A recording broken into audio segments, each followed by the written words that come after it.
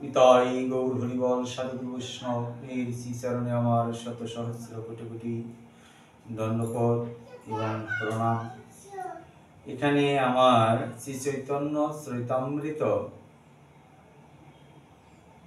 পঠন পাঠনে হয়তোবা আমার ভুল হতে পারে, তাই আপনাদের শ্রীচরণে আমার শত সহস্র কোটি কোটি প্রণাম এবং আমাকে ক্ষমা সুন্দর দৃষ্টিতে দেখবেন।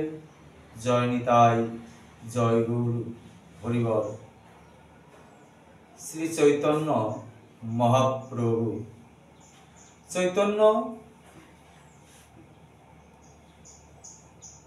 হলো অচৈতন্য, যিনি অচৈতন্য তাকে চৈতন্য করার নিমিত্তে আমার গৌরাঙ্গ মহাপ্রভু এই ধরাতে আবির্ভূত হলেন। তাই রামচন্দ্র দিকে শুভ দৃষ্টিপাত করলেন, দৃষ্টি মাত্র তার সর্ববন্ধনের ক্ষয় হয়ে গেল। আমার গৌরাঙ্গ মহাপ্রভু এই কলিহত জীবী নিমিত্তে তিনি এই ধরাতে আবির্ভূত হয়ে গেলেন।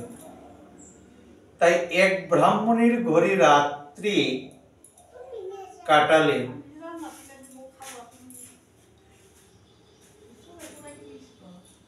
খেলেন মাত্র,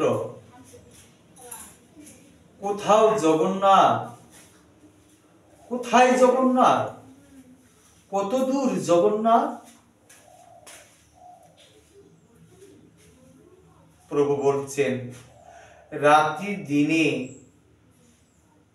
এই তার কাতরতা ছিল, তার ঘুম নেই, নিদ্রা নেই। মুকুন্দকে বললেন কীর্তন লাগাও। মুকুন্দ করলেন হরিহরায় নম, কৃষ্ণ যাদবায় নম, যাদবায় মাধবায় কেশবায় নম। এইভাবে মুকুন্দ হরিনাম করতে লাগলেন।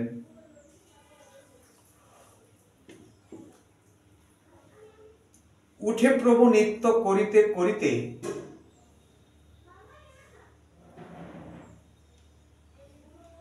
প্রভু নৃত্য করিতে করিতে শুরু করলেন। মুকুন্দকে বললেন কীর্তন লাগাও। মাঝিরা বিপদ দেখলো, তারা ভেবেছিল গোপনে প্রভুকে উড়িষ্যায় নামিয়ে দিয়ে দ্রুত পালিয়ে যাবে। কিন্তু এই যে দেখছি বরাডুবি, এভাবে নাচলে নৌকা বেসামাল হয়ে যাবে। মাঝিরা ভাবলেন এইভাবে যদি কীর্তন করেন, নেচে নেচে বাহু তুলে, আমার নৌকা সামাল দেওয়ার মতো সাধ্য শক্তি থাকবে না। তাই তারা কোলাহলে জলদস্যুরা আকৃত হবেন। ধন প্রাণ কিছুই বাঁচবে না। মাঝিরা বললেন এই যে জলদস্যুরা আছেন, ধন আর কিছুই বাঁচাতে পারবো না। তখন তারা প্রভুর কাছে মিনতি করলেন, হে প্রভু, নাসির তাণ্ডবে নৌকা ডুবে গেলে কোথায় যাব, কোথায় পৌঁছে দিব? দলদস্যুরা ঘুরছে আশপাশে, গোলমাল শুনলে সধলে বলে চলে আসবে, নীরবে বসে শান্ত হয়ে আমাদের বাইতে দিন। প্রভুকে বললেন, শুনলে সদল বলে চলে আসবে, আমাকে বাইতে দিন প্রভু।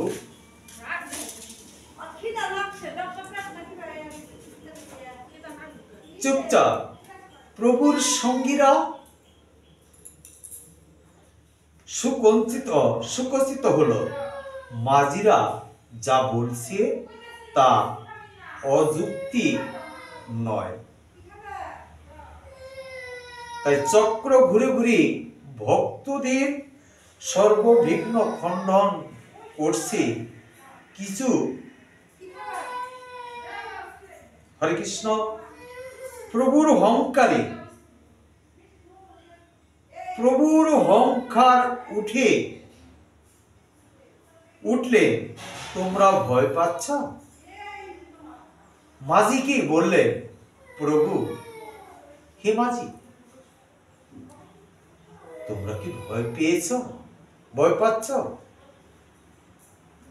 ভয় কি? এই দেখো সুদর্শন চক্র, এই দেখতে পাচ্ছ না? সুদর্শন চক্র ঘুরে ঘুরে ভক্তির সর্ববিঘ্ন খণ্ডন করছে। কিছু চিন্তা করো না। কিসের চিন্তা? ভয় নেই, কীর্তন লাগাও। কিন্তু প্রভুর বোধনে মুকুন্দর বোধনে আর কীর্তন থামছে না। এই মধুমাখা কীর্তন, মধুমাখা হরির নাম, যার বোধনে একবার হয়ে যায় সে কি আর থাকতে পারে? তাই তোমরা দেখো কিনা দেখো, সুদর্শন ফিরছে তোমাদের সঙ্গে সঙ্গে।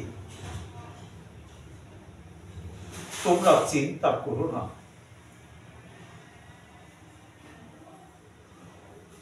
ভক্ত বর্গ আমার কীর্তন ধরল, মাঝিরা শাশ্বত হয়ে বাইতে লাগলো নৌকা।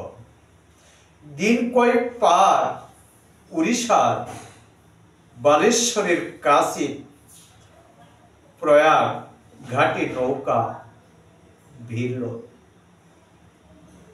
তাই প্রয়াগ ঘাটে প্রভু স্বজনদের নিয়ে স্নান, প্রয়াগ ঘাটে প্রভুদের নিয়ে স্নান করলেন।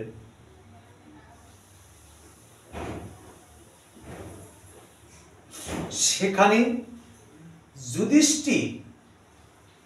যুধিষ্ঠির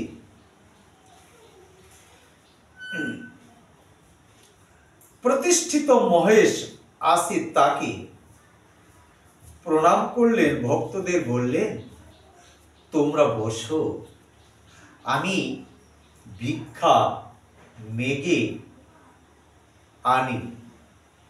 ভক্তরা বললেন, সে কি, তুমি যাবে কোথায়? তুমি কোথায় যাবে? ভক্তদল আপত্তি করলো, আমরা কেউ হয়তো বা যাই প্রভু তোমার সাথে।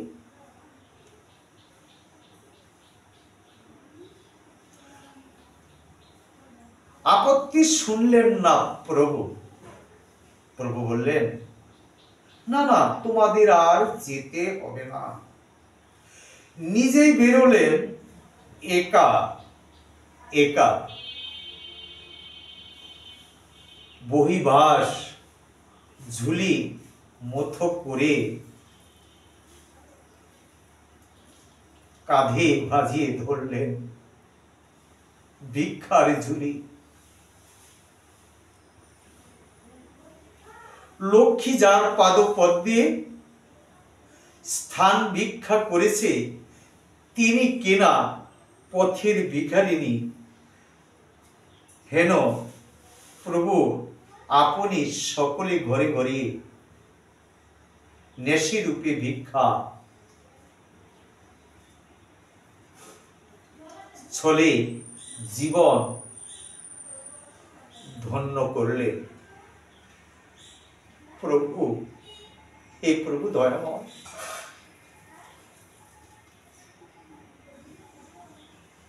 তুমি ভিক্ষা করলে জীবকে শিক্ষা দিও।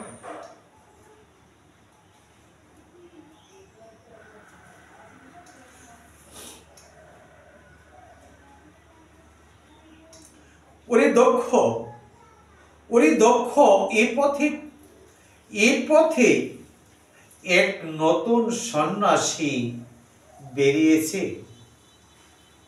এই পথে একটি নতুন সন্ন্যাসী বেরিয়েছে।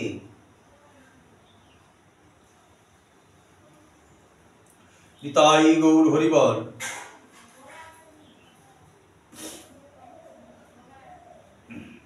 হরে কৃষ্ণ। তাহা মরে যায় কি সুন্দর, আহা কত সুন্দর, দেখলে আর নয়ন ফিরে আসে না। প্রভু, তাকে দেখার ইচ্ছেই জাগে। তাই গৌর হরিবল।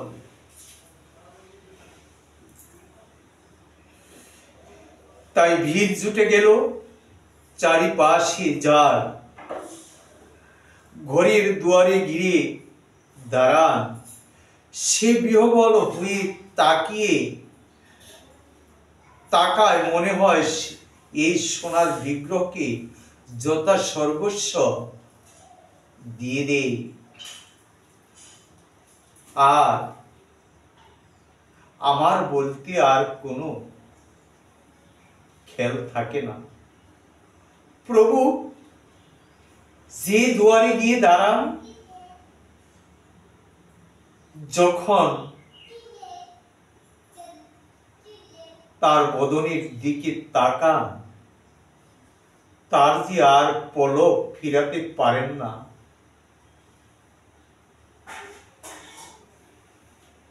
আমার গৌরাঙ্গ মহাপ্রভু, তাই কলিহত জীবের নিমিত্তে তিনি নিজে ভিক্ষার ঝুলি কাঁধে নিয়ে ভক্তির জন্য তিনি ভিক্ষাও মাগলেন। নিতাই গৌর হরিবল।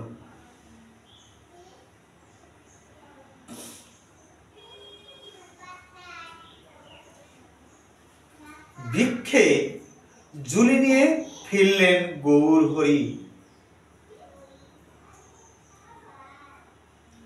ভক্তরা অপেক্ষা করেছিল। মন্দিরে ভক্তরা তা অবাক, এই সামঞ্জস্য নিয়ে ফিরেছেন মহাপ্রভু। পারবে তুমি আমাদের বাঁচিয়ে রাখতে? পারবে?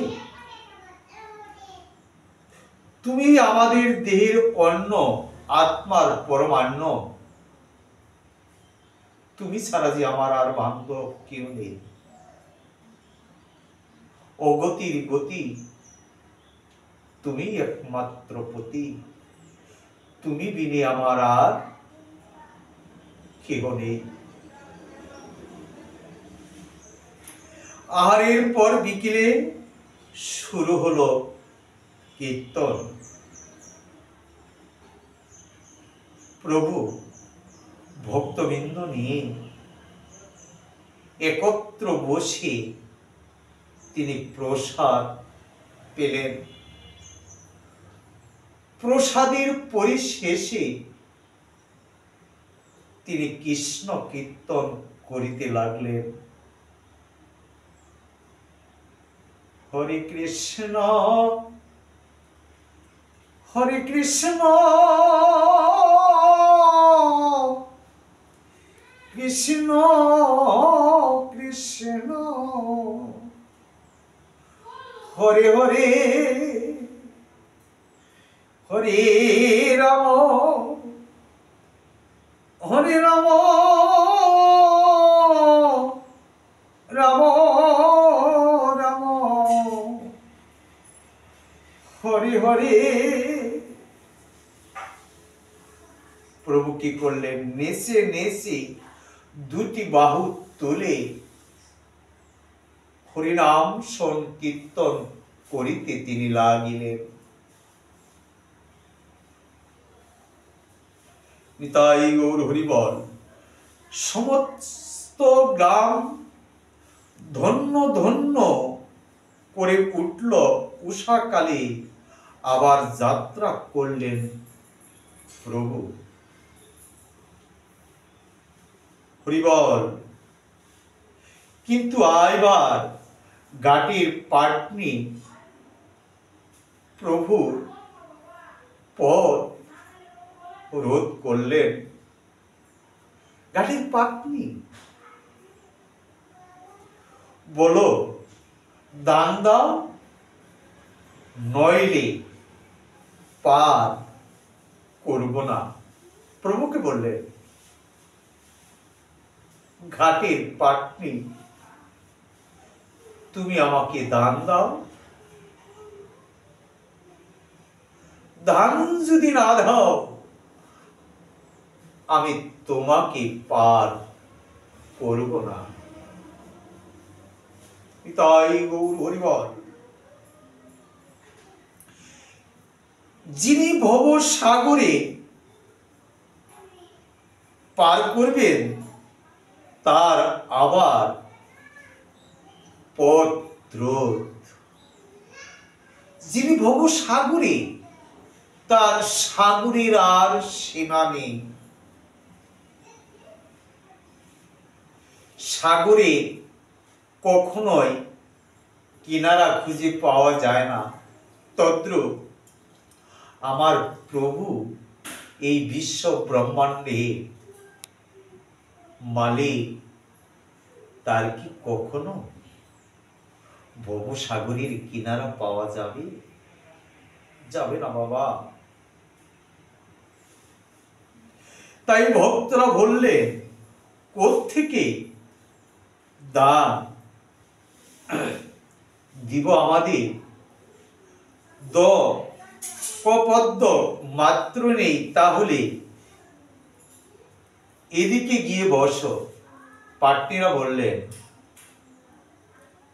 দান যদি তোমরা দিতে না পারো তোমরা, তাহলে ওই দিক গিয়ে তোমরা বসো। ভক্তদেরকে বললেন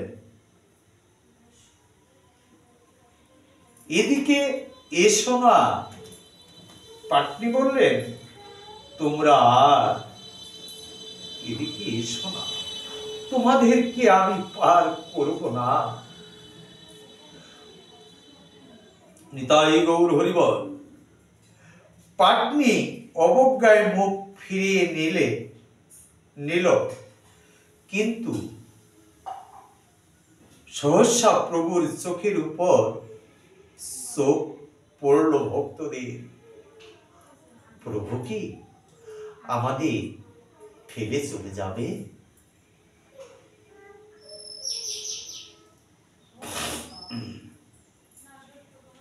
নিতাই গৌর হরিবল। কিন্তু সহ প্রভুর চোখের উপর চোখ পড়ল। পাটনি কি হলো কে জানে? প্রভুই একমাত্র জানেন। প্রভু ব্যতীত কারুর সাধ্য আছে যে ভক্তির মনির ব্যথা বুঝতে পারে? নিতাই গৌর হরিবল। তাই পাটনি প্রভুকে লক্ষ্য করে বললেন আচ্ছা তুমি একা এসো, আর আর ওরা ভক্তদের নির্দেশ করে পাটনি, ওরা কি তোমার লোক? প্রভুকে বললেন, ওরা যে এসেছে ওরা কি তোমার লোক? তাই গৌর হরিবল। প্রভু বললেন, এই জগতে আমার কেউ নেই, আমি কারুর নই, আমি একান্তই একা, আমি কারুর নই। নিতাই গৌর হরি।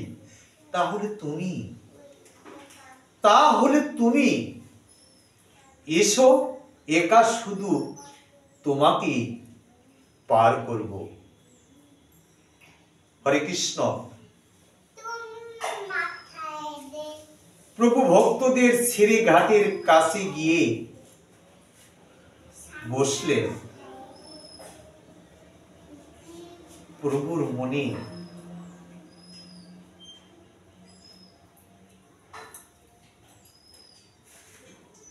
যে ভক্ত ছেড়ে দিয়ে আমি চলে যাব, না, এটা হতে পারে না। তাই নিত্যানন্দ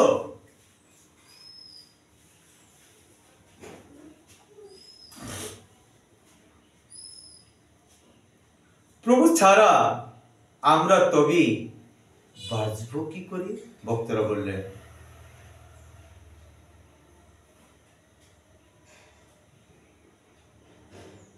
নিতাই গৌর হরিবল। হরে কৃষ্ণ। প্রমাদ শুনল, প্রভু কি তবে আমাদের ছেড়ে দিয়ে একাই নীলাচলে চলে যাবে? প্রভু ছাড়া আমরা তবে কি করে বাঁচবো? প্রভুকে ছাড়া আমরা আর বাঁচবো না। তাই নিত্যানন্দ প্রভু বললেন, ভয় নেই, যে নিত্যদিনের সাথী, যার অঙ্গ কান্তি দেখলে মনে বাড়ে আনন্দ, সে তো হয় আমার নিত্যানন্দ। তাই নিত্যদিনের সাথী যিনি, তিনি হয় নিত্যানন্দ। সেই নিত্যানন্দ বললেন, ভয় নেই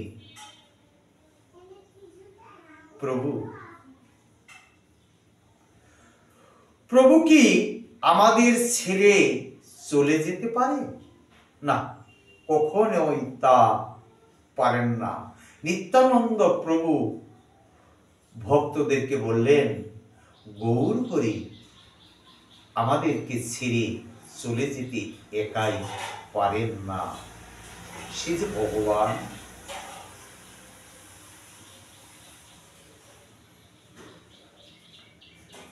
তোমরা তো গোসাইয়ের কেউ নও। পাটনি বললেন, তোমরা তো গোসাইয়ের কেউ নও। পাটনি ভক্তদের কাছে হাত পাতল, তবে ঘাটে করি বিয়ের করো। পাটনি ভক্তদের কাছে হাত পেতে বললেন, তোমরা আমাদেরকে করি দাও। সকলের ত্রাস হয়ে উঠল। কে যেন উচ্চ স্বরে কাঁদছে আর বলছে, জগন্নাথ তুমি কত দূরে, দেখা দাও আমাকে। প্রভু বলছেন, কেঁদে কেঁদে বলছেন, উচ্চ স্বরে রোল করছেন, কাঁদছে আর বলছে, জগন্নাথ তুমি কত দূরে, কোথায়, তুমি আমাকে দেখা দাও। ইনি আমাদের নিতাই গৌর হরিবল। আমাকে পাটনি স্তুতি হয়ে গেল, কাঠ পাথর গলে যায়, এমন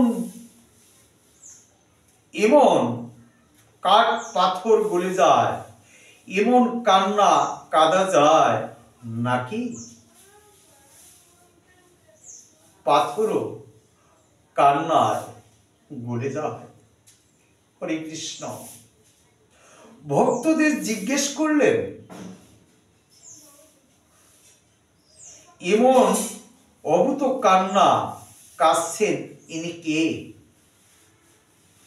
পাটনি জিজ্ঞাসা করলেন ভক্তদেরকে,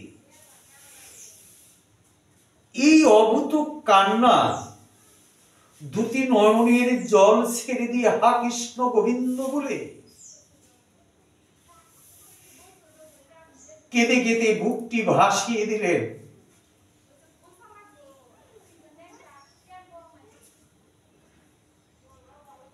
তিনি কাঁদলেন, ইনি কে?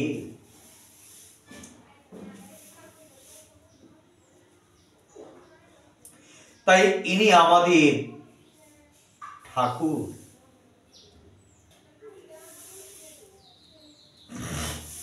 সকলের ঠাকুর অশ্রু ভরা চোখে বললেন ভক্তবৃন্দ, কে?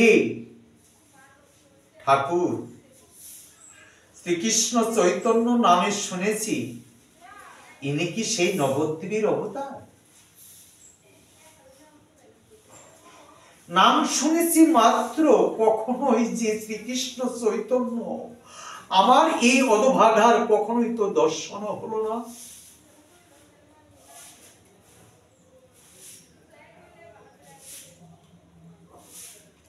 তাই ত্রিজগতে ঈশ্বর সন্ন্যাসী বেশে জীব উদ্ধার করবেন বলে চলে এসেছেন নীলাচলে। এই কলিহত জীবের পাপাচ্ছন্ন কলিহত জীবে নিমিত্তে তিনি নদীয়াতে অবতীর্ণ হয়ে জীবের মাঝে হরিনাম সংকীর্তন করিতে করিতে জীবকে মুক্ত করবে বলে তিনি চৈতন্য রূপে নদীয়াতে এসেছেন। সন্ন্যাসী বেশে। তাই পাটনি প্রভুর পায়ে গিয়ে ষষ্ঠাঙ্গে পড়ে গেলেন। নিতাই গৌর হরিবল। সর্বজীবের নাথ হরি হরি বলে উঠে নৌকায় চলো পরপার। হরিনাম সংকীর্তন করিতে করিতে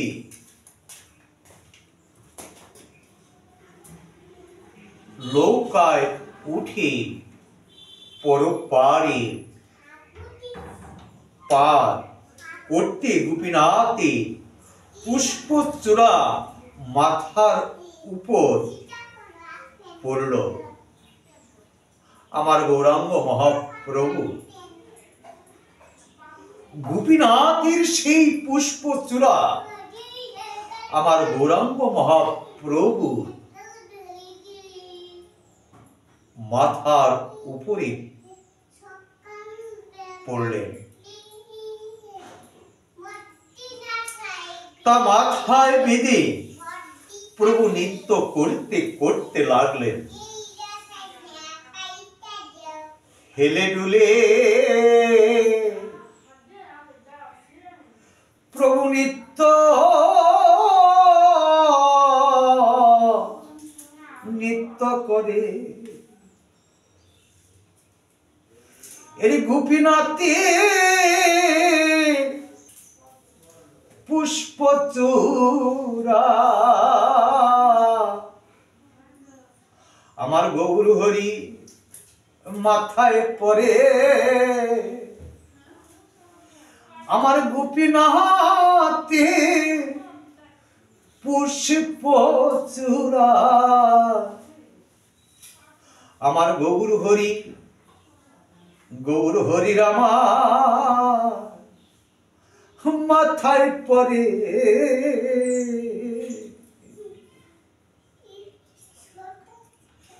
গৌরের আর আনন্দে আর হরি ধরে না রে আমার নিচে তো করে আমার আনন্দে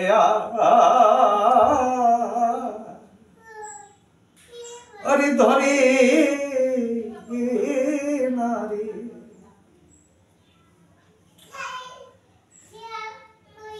নৃত্য করতে লাগলেন। গোপীনাথের সেবকেরা অবাক হলেন, এ তো অপরূপ। তারা কখনো দেখেনি এত প্রেম।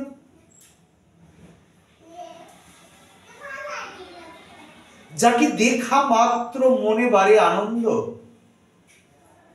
তাকে দেখলে কি আর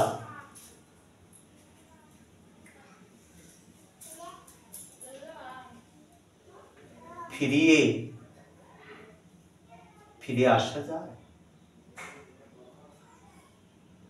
সে যে ভগবান।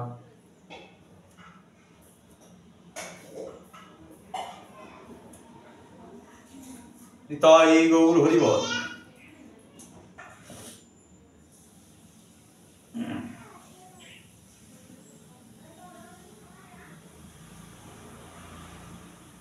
তাই কে গোপীনাথ? এত প্রেম কে গোপীনাথ? এই মন্দিরে স্থির না যে অঙ্গ নিত্যপর স্থির নয়, তিনি সর্বক্ষণ নৃত্য করিতে লাগলেন। নৃত্য করতে থাকে। নিতাই গৌর হরিবল। এই যে ঠাকুর, ইনি একদিন ভক্তি জন্য ক্ষীর চুরি করেছিলেন। ভগবান ভক্তির জন্য তিনি কি না করেন। তাই ভক্তির জন্য ক্ষীর চুরি করেছিলেন। সমবেত সবাইকে বললেন, প্রভু, তাই এর নাম ক্ষীর চোরা গোপীনাথ। কে সে ভক্ত? মাধবেন্দর পুরী। বৃন্দাবনে তার গোপালের গায়ে চন্দন মাখাবার স্বপ্নাদেশ হয়েছিল। সেই চন্দনের সন্ধানে নীলাচলে যাচ্ছিলেন মাধবেন্দর পুরী। দেখেন, স্বপ্ন আদেশ হয়েছে, সেই চন্দনের সন্ধানে নীলাচলে যাচ্ছেন মাধবেন্দর। পথির মধ্যে থেমেছেন রেমুনায় গোপীনাথকে দেখতে। রোজ গোপীনাথের 12খানা ক্ষীরভোগ হয়। প্রতিদিন গোপীনাথের 12খানি ক্ষীরভোগ হয়।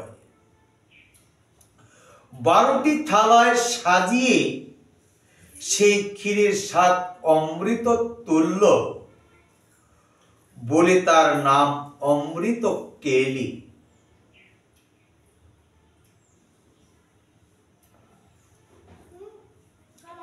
মাধবেন্দর কোনদিন কারোর কাছে কিছু চেয়ে আহার করতেন না। মাধবেন্দর পুরী তিনি কারোর কাছে চেয়ে তিনি আহার করতেন না। কিন্তু সেদিন তার গোপীনাথের ক্ষীর খেতে আকাঙ্ক্ষা হয়ে গেল। আকাঙ্ক্ষা হতেই লজ্জায় মরে গেল। নিতাই গৌর হরিবল। মাধবেন্দর এই আকাঙ্ক্ষা তার কদাচক বৃদ্ধি হানি ঘটেছে। অপরাধ মোচনের জন্য বিষ্ণু স্বরূপ করতে লাগলো। বিষ্ণু স্মরণ, হরে কৃষ্ণ, বিষ্ণু স্মরণ করিতে লাগলো। কিন্তু গোপীনাথ বলল কি? গোপীনাথ মাধবেন্দর এর জন্য ক্ষীর চুরি করলো? গোপীনাথ মাধবেন্দর পুরীর জন্য ক্ষীর চুরি করলো?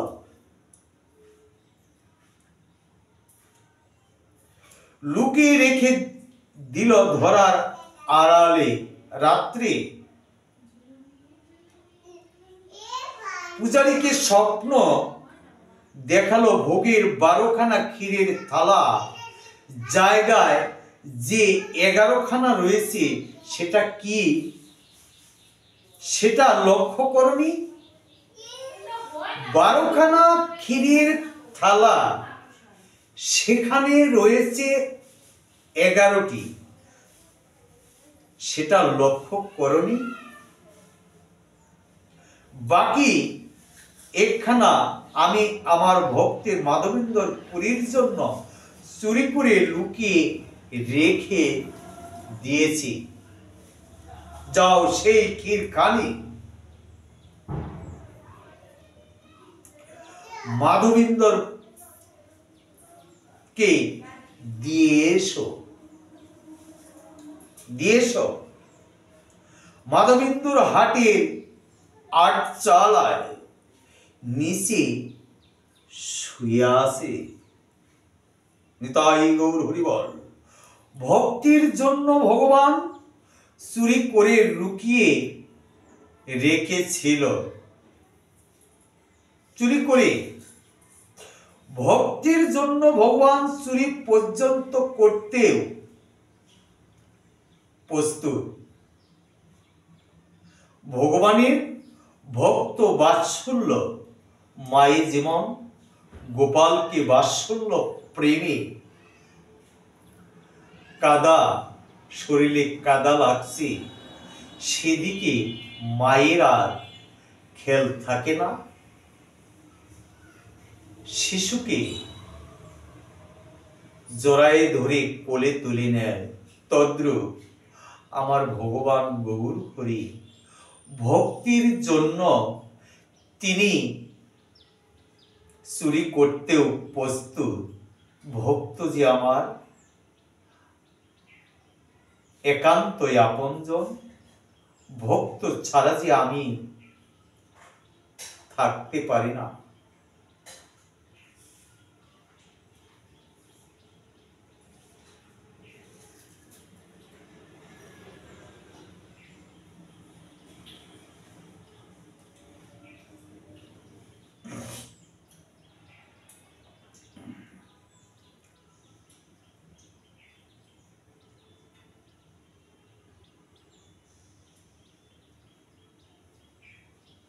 তাই ভক্তির জন্য ভগবান চুরি পর্যন্ত করতে প্রস্তুত। ভগবানের বাৎসল্য, ভক্ত বাৎসল্যের স্বীকৃতি। গোপীনাথের নাম হলো ক্ষীর চোরা গোপীনাথ। তাই হরে কৃষ্ণ।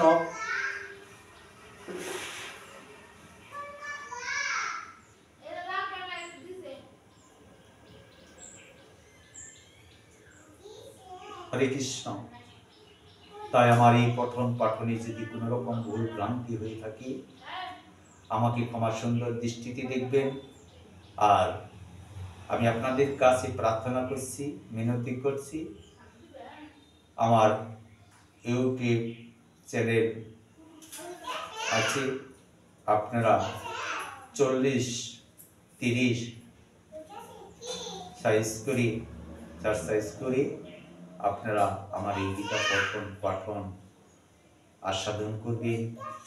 জয় নিতাই জয় গৌরহরি, জয় রাধেশ্যাম, হরে কৃষ্ণ।